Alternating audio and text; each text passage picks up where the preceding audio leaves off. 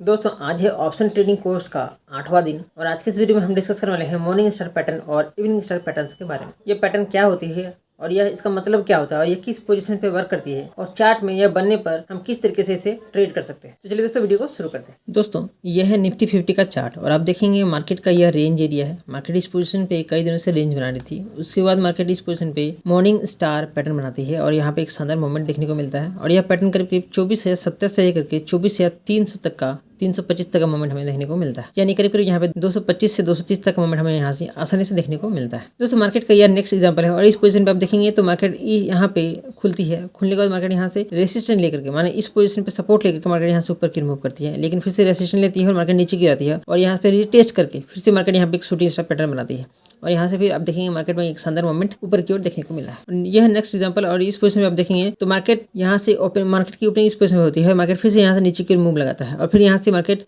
ऊपर की आती है और इस पोजीशन पे आप देखेंगे तो रेजिस्टेंस लेती है, मार्केट यहाँ पे स्टे करता है और यहाँ पे थोड़ी बहुत रेंज बनाने के बाद फिर से यहाँ पे एक शूटिंग स्टार पैटर्न बनता है और यहाँ पे मार्केट 24,285 से लेकर के मार्केट में 24,475 तक लगभग 200 पॉइंट का मोमेंट हमें इस पोजीशन पे देखने को मिलता है। दोस्तों ये सारे पैटर्न्स किसी न किसी सपोर्ट एरिया पे बने होते हैं, जिसके कारण इसमें एक अच्छी मोमेंट हमें देखने को मिलती है। तो ये हम किस तरीके से पता करेंगे कि ये मोमेंट किस पोजीशन पे वर्क करेगा। तो दोस्तों इसे जाने के लिए सबसे पहले हमें ये जानना पड़ेगा ये मॉर्निंग स्टार होता क्या है और ये किस पोजीशन पे वर्क करता है और किस तरीके से हम इसे ट्रेड कर सकते हैं। तो दोस्तों हम देखेंगे मार्केट में एक डाउन ट्रेंड चल रही होती है और किसी पोजीशन पे मार्केट स्टे करता है और यहाँ पे एक छोटी सी डोजी टाइप कैंडल बनाता है और फिर एक यहाँ पे एक लंबा सा ग्रीन यानी बुलिश कैंडल बनाता है और यह कैंडल इस रेड कैंडल के बराबर होता है, यानी यहाँ पे अब सेलर्स का जो प्रभाव है वो कम हो चुका है, प्रेशर कम हो चुका है और यहाँ पे बायर्स एक्टिव अधिक हो रहे हैं। इसीलिए आप देखेंगे यहाँ पे एक समान सा यहाँ पे आपको इस चार्ट को देखने से आपको यहाँ पे महसूस होगा कि यहाँ पे एक बुलिश ट्रेंड की स्टार्ट या शुरुआत हो रही है और उसके बाद मार्केट में एक अच्छी मूवमेंट ऊपर की ओर देखने को मिला है। तो दोस्तों यह कैंडल ये जो दो कैंडल होता है, यहाँ पे एक डाउन ट्रेंड चल रही होती है और यहाँ पे सपोर्ट लेने के बाद यहाँ पे बुलिश कैंडल बनता है और एक शानदार मूवमेंट देखने को मिलता है। जब दोजी कैंडल बनता है तो हमें ये पता चलता है कि बायर्स और सेलर्स के बीच में एक अच्छी फाइटिंग हो रही है, जहाँ पे बायर्स की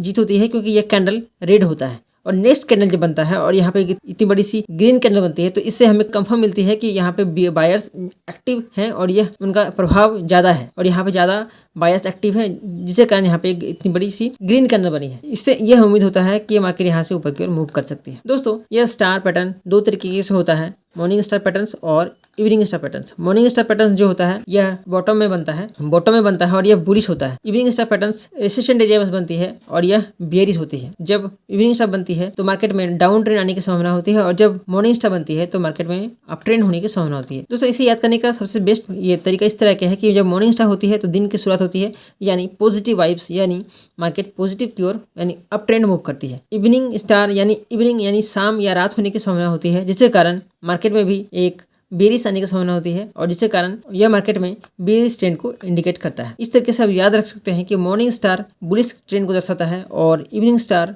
बेरिश ट्रेंड को दर्शाता है। तो दोस्तों अब हम बात कर लेते हैं कि यह किस पोजीशंस पे वर्क करता है और हम इस किस तरीके से ट्रेड कर सकते हैं। तो दोस्तों यह कुछ 4 पॉइंट्स पर सही तरीके से वर्क करता है, जिसमें सबसे पहला पॉइंट आता है आफ्टर 1% अप ट्रेंड और डाउन ट्रेंड मूवमेंट। अगर मार्केट में जैसे कि मान लीजिए निफ्टी 50 या बैंक निफ्टी में 1% का डाउन ट्रेंड आती है और मार्केट किसी पोजीशन पर सपोर्ट लेता है, सपोर्ट लेने के बाद अगर यह पैटर्न बनती है यानी बुलिश मॉर्निंग स्टार पैटर्न बनती है तो यहाँ पे वर्क करने की संभावना अधिक होती है। इसके अलावा अगर मान लीजिए किसी सपोर्ट एरिया या रेसिस्टेंट एरिया के पास यह पैटर्न बनता है तो इसे वर्क करने की संभावना अधिक होती है। और अगर राउंड फिगर एरिया जैसे कि 24,500, 24,000 या 25,000 इस तरह के राउंड फिगर एरिया के पास बनती है तो उस पोजीशन पे इस कैंडल्स के यानी इस पैटर्न्स के वर्क करने की संभावना अधिक होती है। इसके अलावा कोई रेंज एरिया को ब्रेक होती है या फिर ब्रेक डाउन होता है तो उस पोजीशन पे वर्क करता है सही तरीके से। दोस्तों अब हम इसे चलिए एग्जांपल में देख लेते हैं कि यह किस पोजीशन पे सही तरीके से वर्क करता है और हमारा S40 पोजीशन पे क्या होगा। तो दोस्तों यह है चार्ट पैटर्न और यहाँ पे देखेंगे तो मार्केट यहाँ से ओपनिंग होती है और यहाँ पे इस पोजीशन पे सपोर्ट लेने के बाद मार्केट ऊपर की मूव करती है, लेकिन यहाँ पे सेलर्स एक्टिव होने के कारण मार्केट फिर से नीचे की आती है और यहाँ पर रिटेस्ट करती है।